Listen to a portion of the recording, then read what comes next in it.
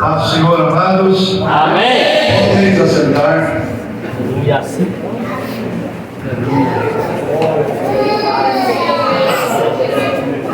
Há já aproximadamente 10 anos que eu vim aqui. Vai ser. Lembra? Só que criança. O pastor Adriano que estava cuidando, né? Na igreja. E eu estava lembrando disso nesta semana. Agradeço ao pastor Moisés pelo convite. Você leva jeito para Moisés.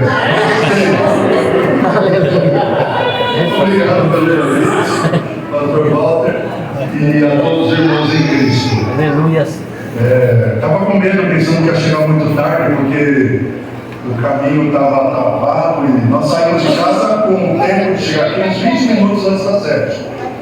De repente, o Waze lá, o GPS estava falando que ia chegar umas 7h15, 7h20. Meu Deus do céu. Mandei mensagem para o pastor. Mandei, desculpa, talvez atrase um pouco, mas a gente está chegando. Mas Deus foi bom. Também nessa parte que nos permitiu chegar. Parei no carro exatamente às 7 horas. Nós moramos em São Bernardo, não é tão longe assim, da Via Cheia, para descer, né? Então eu escolhi aquele caminho, mas não sabia que a série ia estar tão ruim como estava. Mas como é bom quando a gente sai com um propósito e Deus abençoa, né? Aleluia. Deus abençoa, Deus dá graça aos nossos corações. Eu fico muito feliz de, junto com a minha esposa, estar aqui com vocês, participando desta festa. O pastor Marcos Melo esteve ontem ministrando aqui e hoje ele está ministrando lá no Parque Sevilha, porque lá é a festa de 62 anos. É a igreja onde eu e ela congregamos. Nós não somos os pastores locais, mas nós temos um pastor lá. E ontem nós estávamos lá na festa dos 32 anos, hoje é o segundo dia, mas nós estamos aqui nos 31. Ficou pela metade. Ficou pela metade. Ficou pela metade. O Marcos Melo estava marcado para pregar lá ontem, mas aí ele trocou para poder estar aqui com vocês. E hoje ele deve estar lá, o culto já deve estar chegando, ou pelo menos no momento da mensagem agora. Lá começa mais cedo, começa às 18 horas. Muito bem, queridos. Que bom comemorar mais um ano de vida. Que gostoso de estar aqui. Como está gostoso esse culto, como está gostoso adorar a Deus nesse lugar. A gente fica feliz quando sente a presença de Deus, como disse a pastora Nércia, como amáveis são os teus tabernáculos. Como é bom estar na casa de Deus. A gente tem sempre muita alegria. Ontem estava lá no Parque Sevilha, em São Paulo. Hoje de manhã na Vila Guilherme, fazendo ministrando um jubilamento pastoral e ordenação de novo pastor. E agora nós estamos aqui. Para um velhinho que nem eu, até que eu pratico, né? Até que eu estou dando, mas está aguentando bem. Glória a Deus por isso. Na verdade é Deus que sustenta a gente, né? Aleluia, é verdade. Mas graças a Deus nós estamos aqui. Mas diz a palavra que quem espera no Senhor renovará suas forças. Aleluia. Muito feliz de estar com vocês aqui. É por isso que eu não fiquei de pé na hora do louvor, tá? Porque eu fico cansado. Mas eu adoro junto com vocês. Isso aqui. Não, o pastor não fica de pé, o pastor mandava você ficar de pé, ninguém fica. Não, eu fico sim. É que eu estou procurando poupar. Porque agora vocês vão ficar sentados e quem vai ficar de pé sou eu. Então, vamos fazer uma troca aí. Quando vocês ficarem de pé, eu sentei, agora a gente volta e eu fico de pé e vocês sentam. Amém? Glória a Deus. Muito bem, vocês escolheram como tema dessa festa o versículo que a pastora leu no início, Êxodo 14:13. Eu vou repetir esse versículo, mas depois eu quero trabalhar um pouco em cima do contexto desse versículo, porque Deus falou muito ao meu coração através de várias situações que o povo de Deus passou naquele momento em que esta palavra foi dada. E essas situações muitas vezes são semelhantes às situações que nós enfrentamos também na nossa vida nos dias de hoje. Aleluia. Então eu quero tirar proveito disso, tirar lições disso, para nós sermos edificados na palavra de Deus nesta noite. Não tem vantagem nenhuma trazer uma mensagem muito bonita se ela não produzir edificação, se ela não produzir sustento espiritual para nós. Então vamos ficar atentos ao que Deus tem para nós nesta noite. Eu sou o primeiro a receber. O primeiro Deus falou comigo, agora Deus vai falar com vocês. Aleluia. Então o texto diz: Moisés, porém, disse ao povo: não temais, estai quietos, e vede o livramento do Senhor, que hoje vos fará. Porque aos egípcios que hoje vistes, nunca mais os tornareis a ver. Aleluia. Queridos, na maior parte das vezes, quando nós enfrentamos problemas, quando nós enfrentamos situações difíceis, nunca é o jeito de Deus agir que dá essa segunda coisa. É a maneira como nós reagimos, a maneira que Deus age. Não sei se vocês estão entendendo o que eu estou dizendo. Deus age e às vezes nós reagimos de tal forma que acabamos sofrendo mais com o agir de Deus do que com o problema.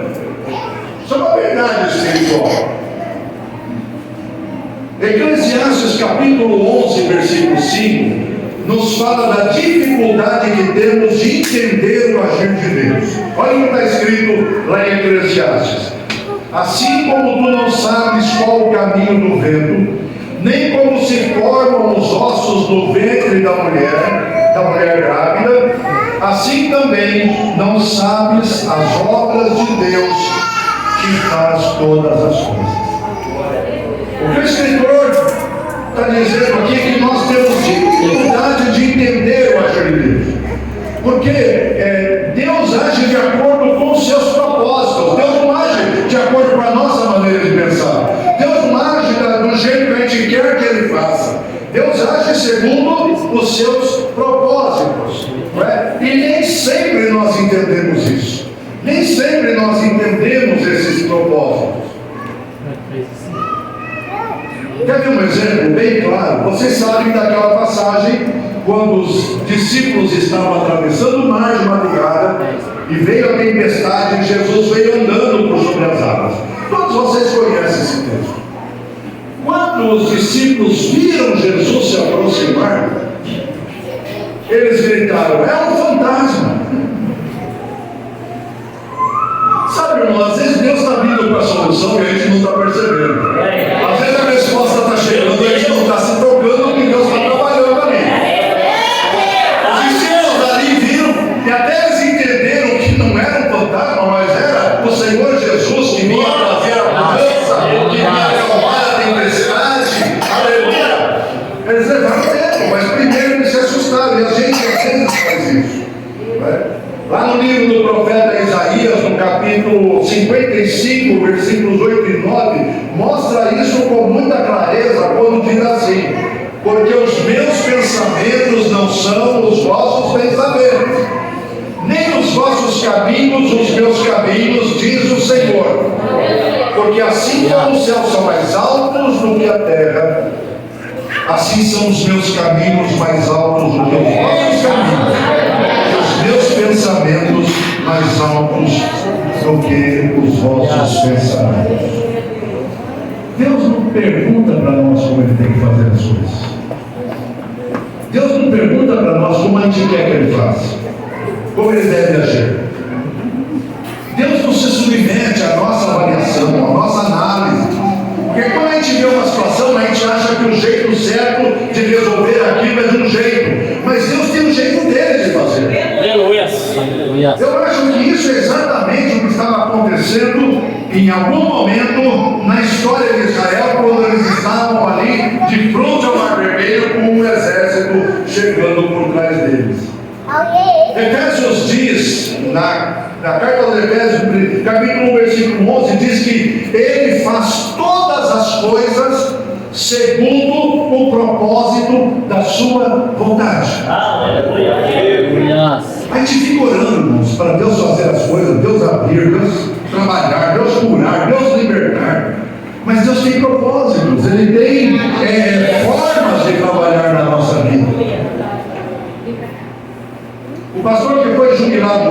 amigo de infância, eu conheço desde os meus 10 anos. São 62 anos de amizade, eu tenho 72 hoje. Desde os 10 anos nós nos conhecemos. 40 anos que ele estava só nessa igreja, lá na Vila Guilherme. O pastor Abel, você conhece o pastor Abel? O pastor Moisés conhece o pastor Abel.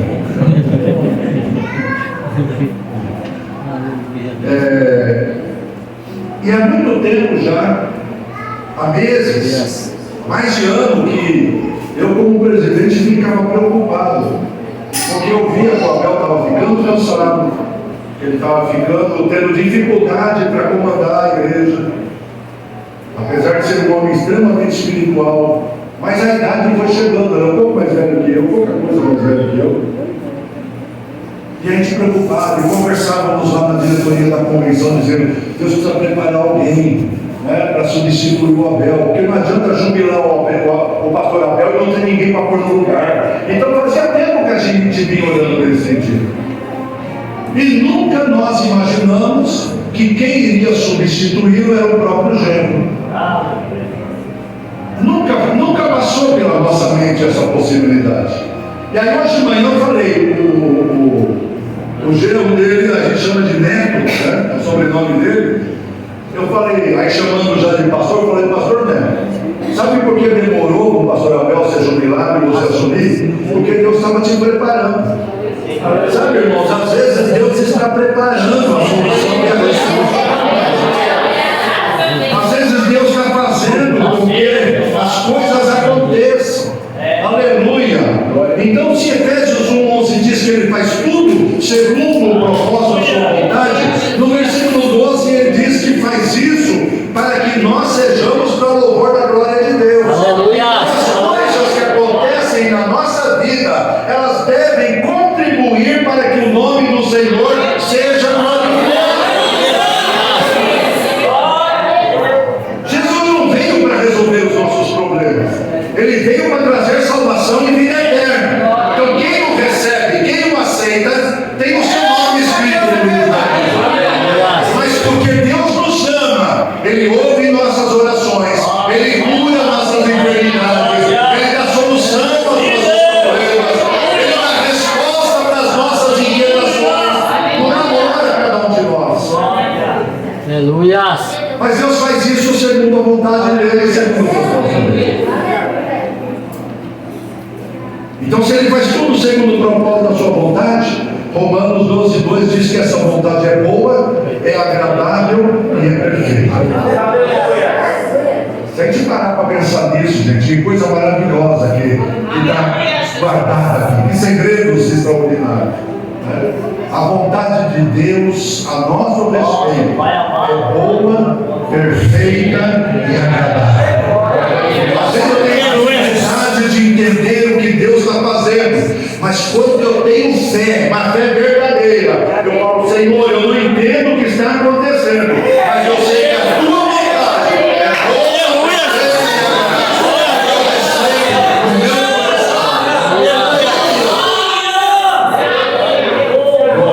perfeita e agradável. O meu Uma frase veio ao meu coração enquanto eu meditava: nós temos planos, mas Deus tem propósito. Repita comigo: nós temos planos, mas Deus tem propósito. Se Deus estiver guiando você por um caminho que você não está entendendo, por um caminho que parece ser difícil, sabe, fica calmo, como diz o versículo. Olha lá: não temas, e sai quieto.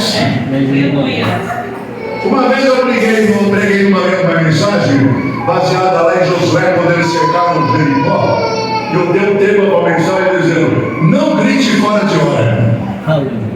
Porque Deus deu uma orientação para Josué: faz o povo rodear. 6 dias rodearam, uma vez cada dia, e no 7º dia rodearam mais 7 vezes. E o Senhor falou: fala para o povo não gritar não, só quando eu mandar. Mas às vezes a coisa aperta e a gente começa a gritar fora de hora. Em vez de ele confiar na boa, perfeita e agradável vontade de Deus, a gente começa a gritar fora de hora.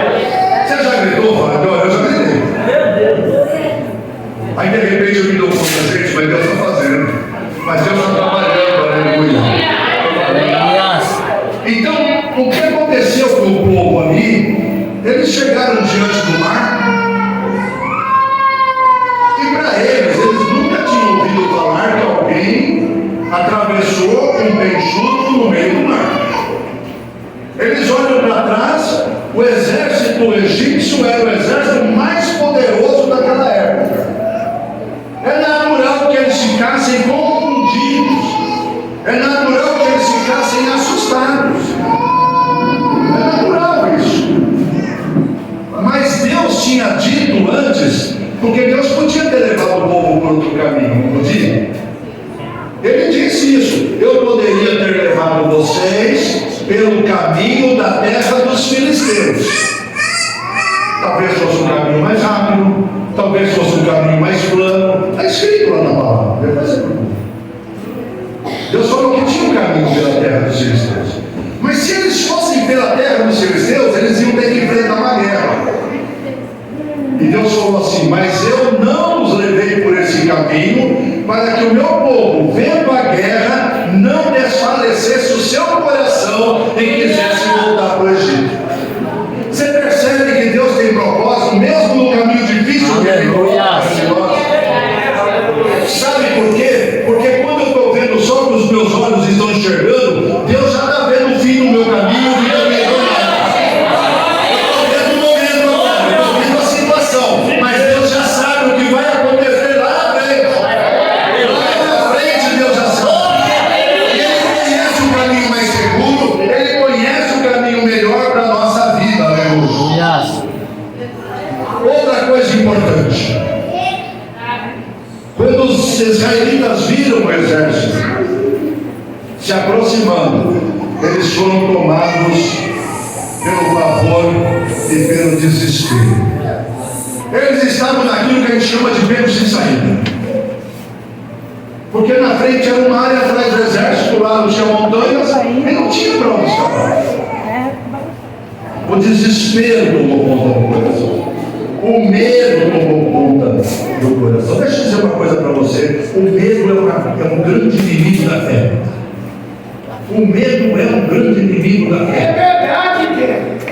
Sabe, quando o medo toma conta do nosso coração, nós deixamos de crer. É como se a gente dissesse para Deus: Senhor, eu estou com medo porque eu não creio que o Senhor possa resolver esse problema. Eu estou com medo porque eu acho que o Senhor não tem saída.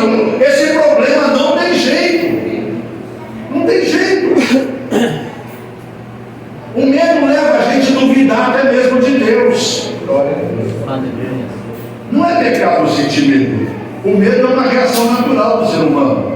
É uma reação até de defesa, não é? Nos prepara para a luta, nos prepara para a reação quando o perigo se aproxima de nós. Mas quando o medo domina o nosso coração, ele vira um instrumento do inimigo para roubar a nossa fé. Paulo escrevendo a Timóteo na segunda carta, capítulo 1, versículo 7, ele disse assim: porque Deus não nos deu o espírito de medo. Deus não nos deu o espírito de medo. Algumas traduções dizem espírito de temor, mas de fortaleza, de amor e de moderação. Deus não dá nada que venha trazer prejuízo para a tua vida. Deus não dá nada, nenhum sentimento que traga prejuízo para a tua fé. Deus dá espírito de fortaleza, de amor e de moderação, diz a Bíblia. O diabo sabe que ele não pode tirar a nossa fé. Ele sabe disso. Ele não tem a capacidade de roubar a nossa fé. Ele só vai fazer isso se nós permitirmos. Mas quando ele vê que a gente está crendo, ele tenta encher o nosso coração de medo. E dessa maneira nós paramos de agir pela fé. Porque a fé é a prova das coisas que nós não vemos. É o fundamento das coisas que nós ainda não alcançamos. Não é isso que diz a carta aos Hebreus? Ora, a fé é o firme fundamento das coisas que se esperam e a prova das coisas que não se veem. Então a fé é aquele sentimento que Deus põe em nosso coração para nós acreditarmos no invisível. não estou vendo saída, mas eu creio num Deus que pode. Aleluia! Isso é fé. Mas não tem saída, mas Deus está no controle. Glória a Deus! Então, às vezes, a gente está como o povo estava naquela situação, na frente de um problema, num beco sem saída. E quando isso acontecer, meu querido, minha querida irmã, não entre em pânico, não. Não se desespera. Confie em Deus, porque Deus pode abrir uma passagem. Deus pode abrir um caminho. Deus pode fazer um milagre. Olha aqui, ele disse para o povo no versículo 13: não temais, estai quietos e vede o livramento do Senhor que hoje vos fará. Eu me alegrei muito com esse tema, porque a reflexão nessa mensagem, e eu costumo anotar as coisas que Deus me fala, se não esqueço, mas que anoto os versículos que Deus vai me dando, vou anotando, para que eu possa trazer a mensagem de acordo com o que eu recebi do Senhor. Tem gente que tem capacidade de pregar sem consultar nada. Eu não sou assim. Eu preciso escrever para poder lembrar. Tá? E isso não quer dizer que a palavra não é de Deus. Muito pelo contrário. Né? Ela é extraída de oração da Bíblia Sagrada. Tá? Então Deus falou para o povo: não tenha medo, fiquem quietos, fiquem calmos e vejam o livramento que o Senhor hoje fará para vocês. Então, quando você se sentir encurralado em situações para as quais você não vê saída, fica numa posição de fé, igreja. Eu não sei o que você enfrenta, eu não sei o que você vai enfrentar nos próximos dias, mas se alguma situação difícil se apresentar, fica numa posição de fé. Aleluia! Senhor, eu estou entendendo, eu não sei o que o Senhor está fazendo, mas eu creio em Ti, aleluia. Aleluia! Isso vai abrir as portas do céu para trazer respostas. Mas uma coisa muito interessante que esse texto me ensinou e eu quero compartilhar com vocês. No capítulo 13, versículos 21 e 22, está escrito que de dia o Senhor colocou uma nuvem para guiar o povo e protegê-los. E de noite Ele colocou uma coluna de fogo para que o povo pudesse caminhar mesmo que fosse na escuridão. Essa coluna de nuvem e de fogo era o sinal da presença de Deus. Quando o povo via a nuvem de dia, eles falavam: Deus está conosco. Quando chegava a noite, eles viam a coluna de fogo e falavam: Deus continua conosco. Sabe, irmãos, nós temos porque Deus fala que sempre estará conosco. Jesus prometeu isso na sua palavra, sabe? Jesus falou que Ele e o Pai viriam e fariam morada dentro de nós. Ele falou que o Espírito Santo ia habitar nas nossas vidas, que nós seremos habitação do Espírito Santo. Mas como é difícil para nós, às vezes, percebermos Deus nas situações. Em Provérbios tem, eu não me lembro agora o local, mas em Provérbios tem um versículo com uma recomendação, dizendo: reconhece o Senhor em todos os teus caminhos. Só que às vezes parece que Deus não está naquele negócio. Não é possível que Deus esteja nesse negócio. Não é possível. Sabe, aí tem dificuldade de ver Deus aí. Mas aí a gente lembra de Romanos 8:28 que diz: nós sabemos que todas as coisas contribuem juntamente para o bem daqueles que amam a Deus e que são chamados segundo o seu propósito. E quando eu lembro disso, meu coração fica em paz. Porque eu não consigo perceber como pode ver Deus naquela situação que eu estou vivendo. Problema familiar, problema conjugal, problema, sabe, não importa qual. Eu falo: meu Deus, o Senhor não está nesse negócio. Eu não consigo ver o Senhor trabalhando nisso. Mas aí eu lembro que Deus já havia falado através do apóstolo Paulo: todas as coisas contribuem juntamente. A expressão aí juntamente é importante, porque isoladamente os problemas e as situações podem parecer estranhas, mas Deus tem o poder de pegar tudo aquilo, juntar e transformar em vitória. Você quer isso? Deus tem o poder de pegar os nossos problemas, as nossas dificuldades, as nossas lutas, juntar tudo isso. E aí depois no futuro a gente vai falar, olha só como Deus fez. Olha só, eu fiquei tão aflito, mas Deus fez algo extraordinário.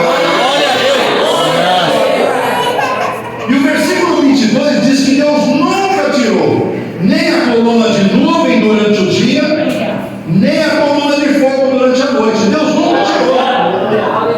Sabe, ter a convicção de que Deus está ao teu lado, não importa. Pode ser um dia claro, pode ser um mês de uma escuridão. Deus está lá. Deus está lá. Aleluia. Você tem que ser aqui essa noite com a convicção de que Deus vai estar presente em todos os momentos. Pastor, mas é pura trevas. Mas Deus está lá. Como disse o profeta Isaías, quando estiverem em trevas e não houver luz nenhuma, estribe-se no seu Deus, ou seja, firme-se no seu Deus, apoie-se. Aleluia. Louvado seja o nome do Senhor. Então eles não conheciam o caminho, eles não conheciam o deserto, mas eles dependiam totalmente da presença e da direção de Deus. Irmãos, nós estamos vivendo tempos tão estranhos e tão difíceis.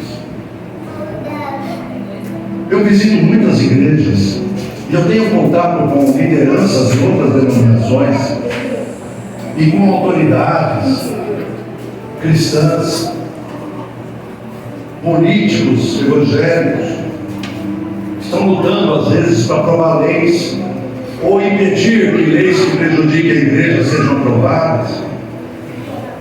Mas a gente percebe que o avanço da maldade está acontecendo de acordo com o que a Bíblia diz. A Bíblia disse que dias difíceis iriam vir sobre a terra, dias de trevas. Se não me falha a memória, o profeta Miqueias falou: por que vocês estão desejando o dia do Senhor? Será dia de trevas e não de luz. Então, há na história da humanidade coisas horríveis que estão guardadas para acontecer. E os sinais que nós vemos estão indicando com muita clareza que não está longe a vinda do Senhor Jesus. Aleluia. Você crê que Jesus vai voltar? Aleluia. Você está preparado? Se Jesus vier hoje, antes de tudo acabar, você vai no céu? Agora a aleluia foi mais fraco. Aleluia. Eu sempre digo, tem gente que tem medo do juízo final. Ah, meu Deus, como vai ser no juízo final? A igreja não vai passar pelo juízo final. Sabe como chama o juízo? O tribunal da igreja chama-se arrebatamento. Aleluia. Esse é o julgamento da igreja. Se você está pronto, você vai para o céu. Se você não está, você fica aqui a sofrer a perseguição do anticristo. É simples assim.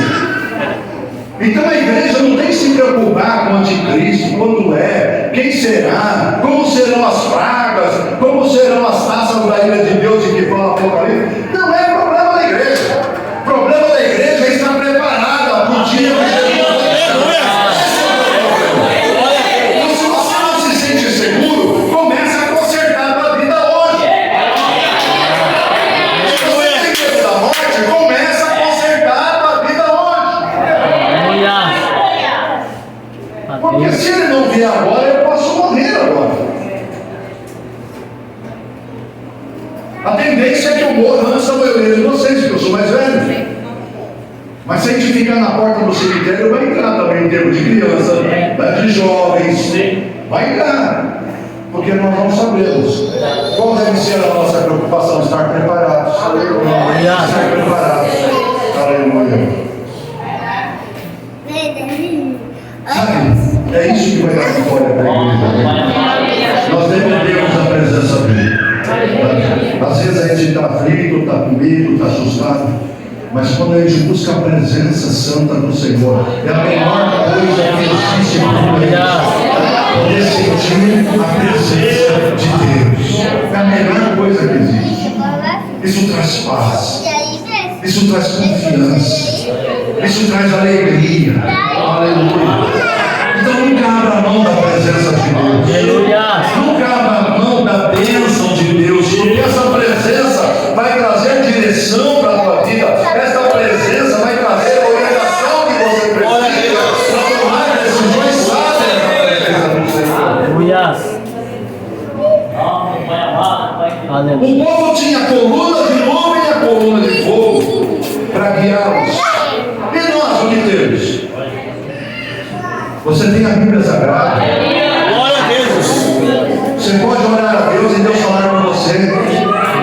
Você tem o Espírito Santo. Aleluia. Nós temos também quem nos guia. A Bíblia fala de si mesmo. O salmista falou: lâmpada para os meus pés é a tua palavra, luz para os meus caminhos.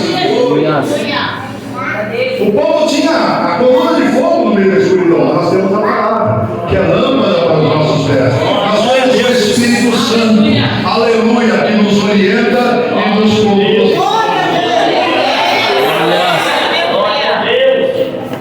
Quando foi mencionado aqui Josué, quando Moisés deixou a liderança, porque morreu, então disse Deus: Moisés, meu servo é morto, agora é você. Agora o negócio é contigo, né? Foi isso que o pastor falou. Agora o negócio é com você. É você que Deus vai usar, é você que Deus vai usar. Amém? Eu também posso da palavra. É isso que Deus vai fazer. E ele falou para Moisés, para Josué, me perdoe, o seguinte: eu não te deixarei e nem te desampararei. Para você não pensar que isso foi só para Moisés, mas também é para a igreja, o escritor da carta aos Hebreus, que nós não sabemos quem é, mas ele registra lá no capítulo 13, versículo 5, as mesmas palavras: não te deixarei e nem te desampararei. Deus está dizendo para você, Deus está dizendo para o pastor, Deus está dizendo para o ministério: eu não vou deixar você.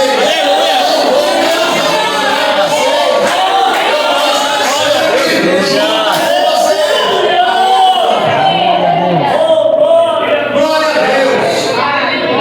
Ande por essas ruas em cabeça erguida.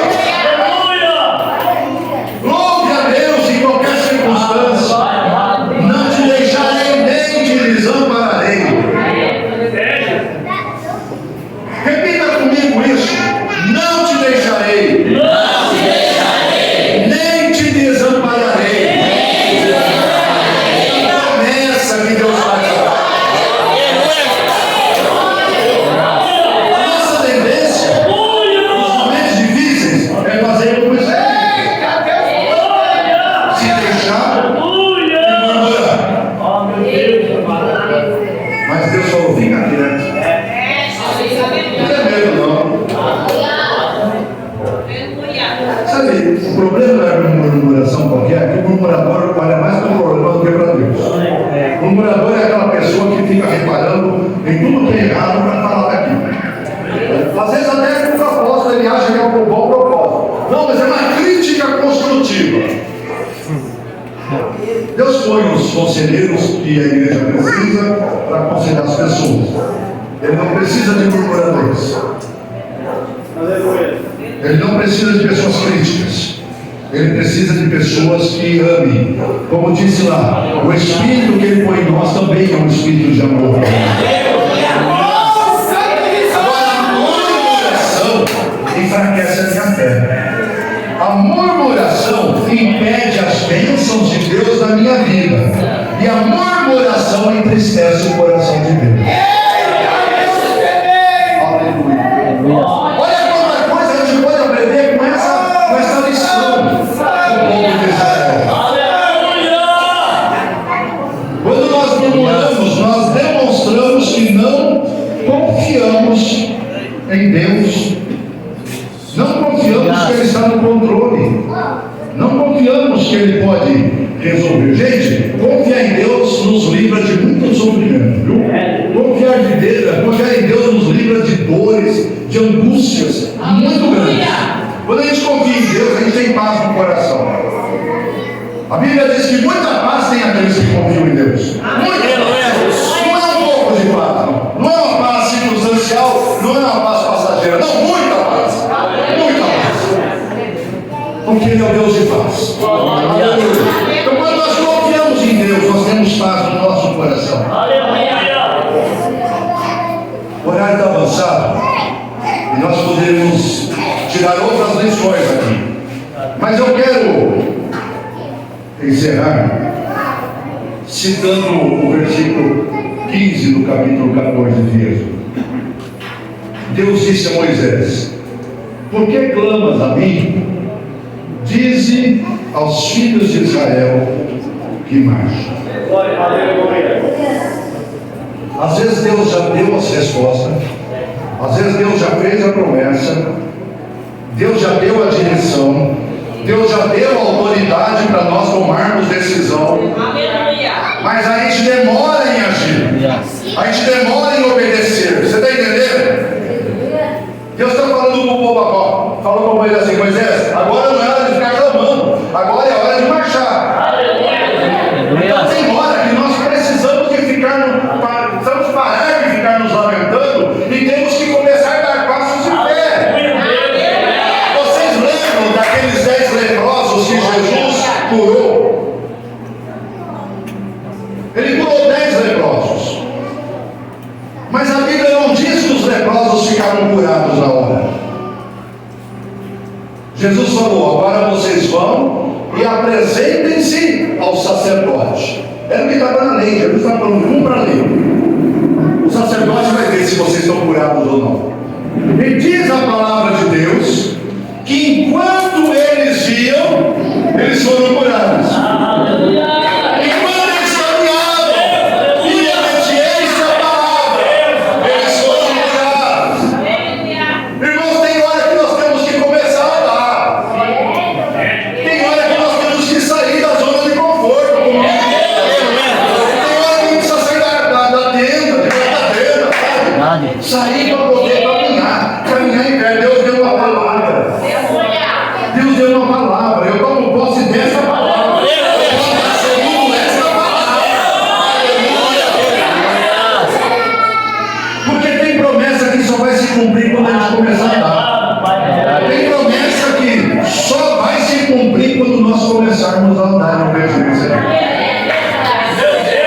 Então pare de reclamar, pare de temer, usa o que Deus já te deu, dê o primeiro passo em fé e vamos avançar. Vamos avançar. Em nome de Jesus. E aí a gente encerra com a promessa que eu tenho para você escolher. Porque aos egípcios que hoje vistes, nunca mais vos tornareis a ver. Que coisa linda. Aleluia. Igreja unida de Bertioga, obreiros da casa do Senhor, pastor. Aleluia. O mesmo Deus que libertou Israel do Egito, o mesmo Deus que abriu uma passagem no meio do mar. Ainda hoje. Ei, escuta aqui. Ainda hoje.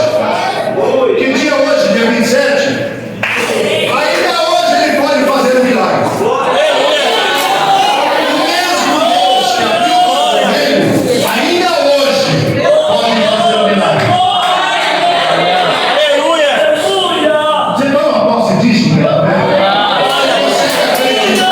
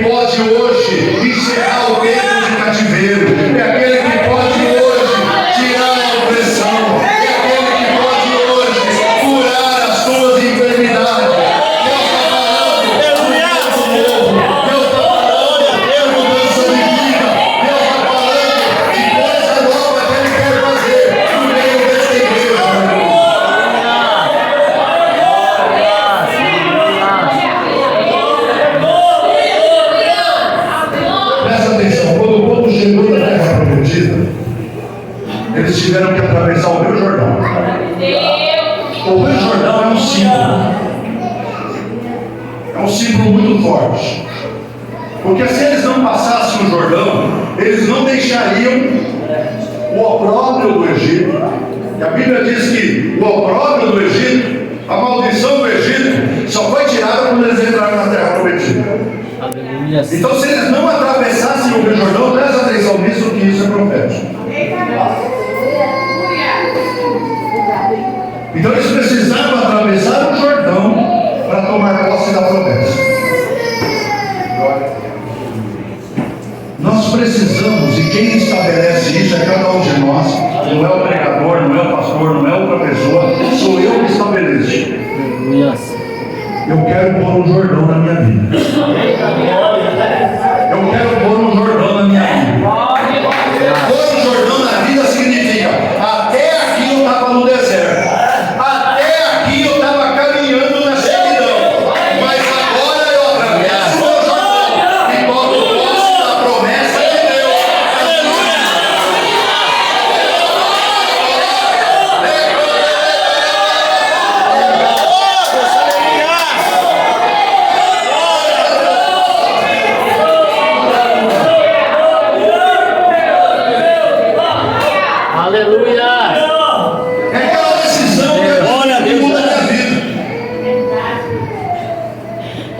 Decisão que faz com que comece a viver um tempo novo.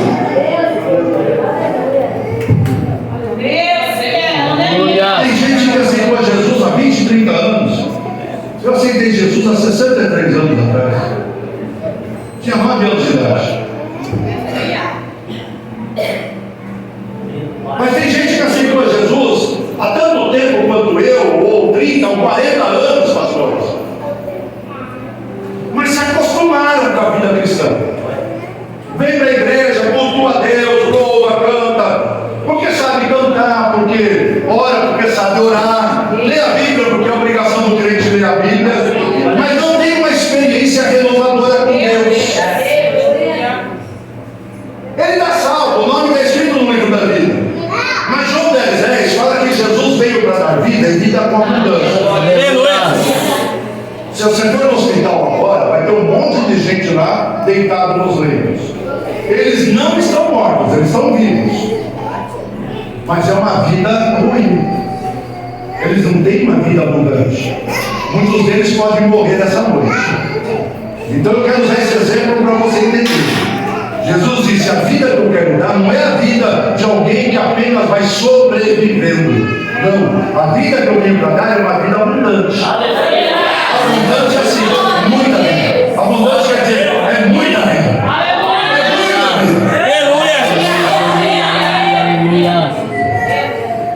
Glórias. E não é possível que o meu Deus, que libertou Israel do Egito, que fez ele passar pelo Mar Vermelho, que levou eles para a terra prometida, que realizou sinais e maravilhas no meio do seu povo, que um dia me amou a mim, Leonardo, de tal maneira que deu Jesus Cristo, seu Filho, para morrer na cruz por mim. Não é possível que esse Deus que mostrou tão grande amor pela minha vida não tenha uma vida melhor para me dar aqui nessa terra. Aleluia. Não estou falando de riqueza.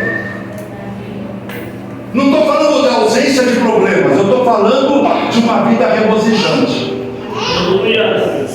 A Bíblia diz que na presença do Senhor há abundância de alegria. Aleluia.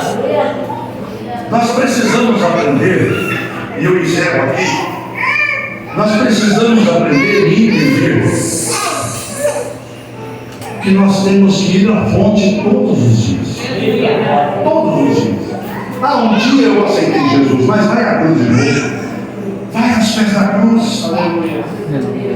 Sabe, está chegando o tempo que a gente precisa evangelizar os crentes. Está mais difícil de ganhar crente para Jesus do que o inferno. Porque o crente acha que está tudo bem, mas não tem a presença de Deus. Eu falava em línguas, um dia eu fui batizado no Espírito Santo. Eu profetizava, mas por que parou? precisa mais. Porque parou de ir à fonte. Parou de beber da água viva. Parou de comer do pão vivo que desce do céu. Quantas vezes Israel fracassou? Porque abandonou. E Deus um dia falou: olha que coisa horrenda que o meu povo fez. A mim me deixaram a fonte de águas vivas e cavaram para si cisternas, poços secos que não retêm água. Deus se queixou do seu povo, dizendo que o povo buscava com seus recursos satisfazer as necessidades do seu coração, mas não buscava a Ele, que era a fonte, que é a fonte de água. Eu encerro essa mensagem com essa palavra cheia de exortação. Se você considerar essa festa apenas uma festa, a partir de amanhã vocês já esqueceram tudo que Deus falou e fez e já vão começar a se preparar para a próxima festa. Eu sempre falo isso porque é muito importante. Então não deixe que esta festa seja apenas uma data no calendário. Eu não sei se nós vamos ter outra festa. Eu não sei se Jesus vai voltar antes. Mas não deixe que essa festa seja só uma data no calendário. Mas com que essa festa seja uma festa onde você tomou a decisão de colocar um Jordão. A partir de hoje as coisas vão mudar. Glória a Deus. A partir de hoje eu vou buscar mais a Deus. A partir de hoje eu vou ler mais. A partir de hoje eu vou ler mais a palavra. A partir de hoje eu vou frequentar mais a igreja. Toma essa decisão. Essa é a decisão que Deus quer que você tome. Porque Ele diz: eu não vou te deixar em nenhum momento e nem vou te desamparar. Da parte de Deus nós temos a garantia. Agora Deus espera que nós tomemos uma decisão. Amém? Vocês entenderam a palavra? Vamos ficar em pé e orar. Aleluia. Glória a Deus. Há muitas lições preciosas. Mas se você ler o texto, ler os versículos anteriores, ler os seguintes depois, eu tenho certeza que o Espírito Santo ainda vai falar mais no teu coração. Mas nesse momento é o momento em que eu tomo minhas decisões. Deus falou sexta-feira, não sei o que foi pregado. Deus falou sábado, também não sei o que foi pregado. Aleluia. E Deus está falando hoje, você não sabia aquilo que ia ser pregado. Mas a gente não pega Deus de surpresa. Nós aí somos surpreendidos por Ele. Aleluia. Deus sabia quem vinha. Mas a gente fala: poxa, que pena que fulano faltou no culto. Foi uma vez. Deus só fala com quem está presente. Quem não veio, perdeu. Quem não veio, perdeu. Vai ter que buscar uma outra oportunidade para receber de Deus. Mas esta noite a oportunidade que Deus preparou é para você. Aleluia. Ele te trouxe aqui. As irmãs que vieram visitando, vocês não vieram porque receberam o convite, vocês vieram porque o Espírito Santo trouxe. Porque todas as coisas são preparadas por Deus. Todas as coisas são preparadas por Deus. Ele preparou a tua vinda hoje aqui, Ele preparou o pregador para essa noite, Ele preparou os cantores, Ele preparou os músicos, Ele preparou os louvores, Ele preparou tudo para que eu e você saíssemos daqui com um posicionamento espiritual. Aleluia. Vocês agora, eu vou apresentar vocês diante de Deus em oração, mas cada um de vocês faça a sua própria oração. Fala com Deus, fala: Senhor, o Senhor falou comigo, eu preciso tomar uma decisão. Eu preciso estabelecer um Jordão. Eu não sei qual é o deserto que você precisa abandonar. Existem muitos, e o tempo não permite relacioná-los. Mas você deve saber aí o que é que te incomoda. O que faz você sentir, talvez até um vazio no coração, muitas vezes. Um vazio que só Deus pode preencher. Então eu oro por vocês agora e vocês façam a sua oração. E saiam daqui com uma decisão. Porque Deus falou. E Ele quer ouvir a tua resposta agora, em nome de Jesus. Senhor nosso Deus, em nome de Jesus Cristo, ó Pai, nós nos alegramos da tua presença. Oh, santo é o teu nome. Como é gostosa esta presença neste lugar. Muito obrigado, Senhor, pelos 31 anos de existência desta igreja. Muito obrigado por todas as bênçãos. Muito obrigado por todas as vitórias. Muito obrigado por todas as curas, por todas as almas que se converteram aqui. Mas nós sabemos que o nosso Deus, Ele é o mesmo, e Ele tem muito mais ainda para nos dar. Por isso, nesta noite, ó Pai, nós nos colocamos diante de Ti. Ó Deus, queremos estabelecer aqui uma divisão de águas na nossa vida. Vamos estabelecer um Jordão na nossa vida. E vamos começar a tomar posse do Teu propósito. O Senhor tirou Israel do Egito para levar para a terra prometida. O Senhor está nos levando para uma terra prometida. E nessa jornada, nós precisamos da Tua presença todos os dias. Aleluia. Perdoa os nossos pecados, Deus. Perdoa, Senhor, se às vezes nós negligenciamos o nosso relacionamento contigo. Perdoa, Senhor, se às vezes nós esquecemos, ó Pai, de dar ouvidos à Tua palavra.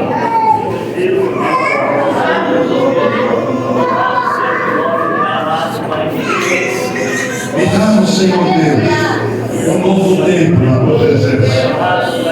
Que essa igreja venha experimentar esse tempo. Que as pessoas que moram aqui ao redor fiquem sabendo que tem coisa nova acontecendo aqui. Que o Deus dessa igreja é um Deus vivo. Que o Deus dessa igreja é um Deus que opera maravilhas. Que essa igreja seja conhecida por isso, Senhor, como um lugar onde Deus se manifesta. Eu apresento a Ti, Pai, como sacerdote da Tua igreja, a vida de cada irmão, de cada irmã que ali está.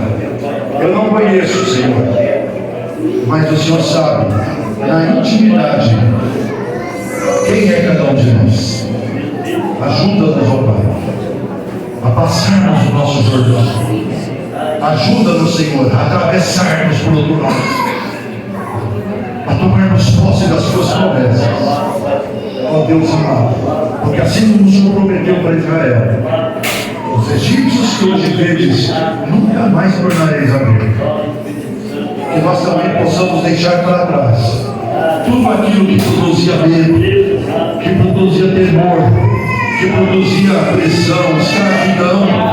Que nós possamos deixar para trás tudo aquilo que produzia, Senhor Deus, tristeza no nosso coração. Senhor, cura as nossas mágoas, cura as nossas feridas, cura as nossas enfermidades espirituais. E derrama na tua unção, Pai. Batiza com o Espírito Santo, Senhor. Batiza com o Espírito Santo. Dá dons espirituais à tua igreja. Para que a tua igreja seja edificada. Em nome de Jesus nós oramos e nós te agradecemos. Amém, Jesus. Amém, igreja. Glória a Deus. Vamos aplaudir o Senhor.